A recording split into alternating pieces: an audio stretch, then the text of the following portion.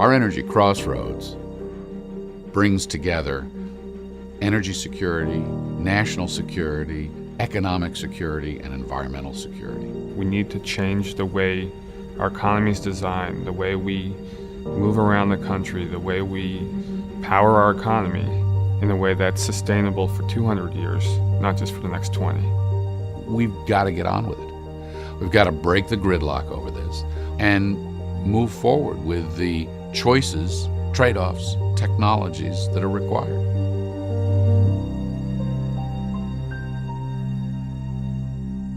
A clean energy future is a remarkable thing to think about, and it exists. It means doing less of the really dirty stuff and doing that first. It means doing more of the clean stuff, and that's using more natural gas in place of coal for now. It means using more renewable energies over time. Renewables have a huge potential, but we have to be realistic. I have to think about how am I going to transition to that at a massive scale. When you get into the discussions about wind and solar and things like that, you're talking about, on the order of 1.5% to 2% of the total energy mix, which leaves you sitting there scratching your head thinking, wow, we've got a lot of room to really sort of increase that renewable footprint. The issue with renewables, and the reason they're really unable to take the place in our power generation of these other sources is they're transient. They only generate power when the sun's shining or the wind blows, etc. The intermittency issue is enormous for renewable energy technologies. So while renewables are theoretically limitless, they are not there all the time. So you have to have backup, or you have to have ways of managing the intermittency of wind or solar. So sort of the holy grail in the electricity market would be, commercial scale battery technology. If you had that, then all these issues about intermittency go away.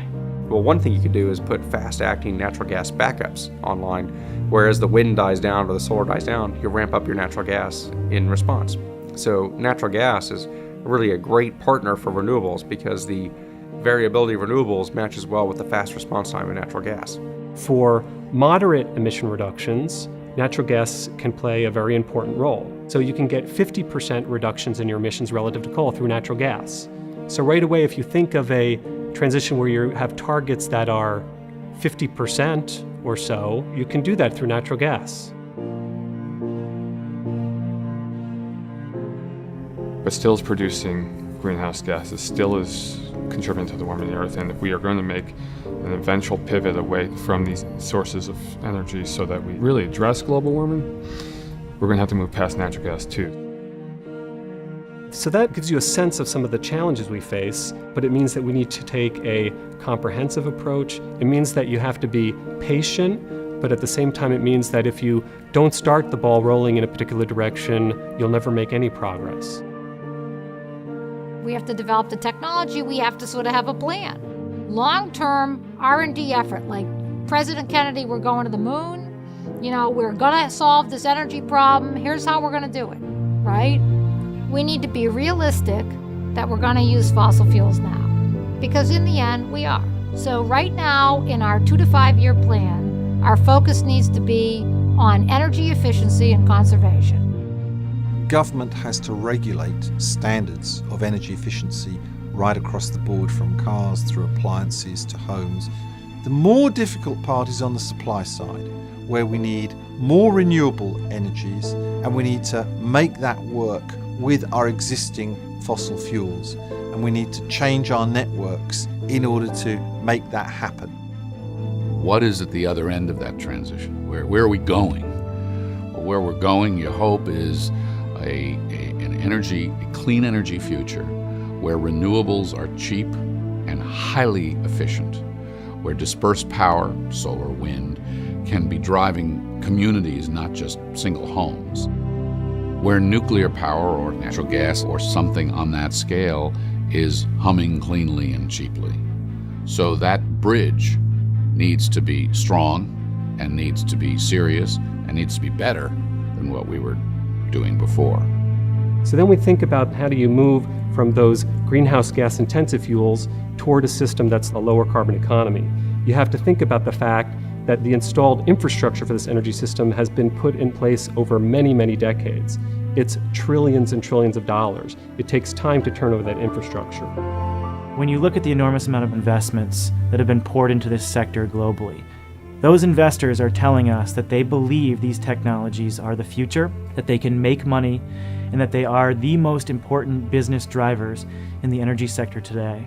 I also think a clean energy future is a future where we're using options for energy that we don't talk about yet, where we've allowed innovation and people who are driven by their own self-interest to invent new and different ways to power our economy. If those technologies include electricity storage, then renewable energy could play even a larger part, because then you could store the electricity that comes from the wind or the sun and use it when the wind wasn't blowing and the sun isn't shining. This is something that's achievable over the time frame of several decades. So we're talking about a goal that you might put in place by the year 2050. But it's one that delivers payoffs much sooner than that. There are steps we take, we become somewhat less vulnerable over time. But in the end, if you want to get to a system that is not putting out carbon dioxide in the atmosphere, that's not dependent on global oil markets, that is a very long time off in the future. You know, in spite of everything, I'm optimistic. Think about 20 or 30 years ago. The world was incredibly different. The technologies were incredibly different. That will happen again.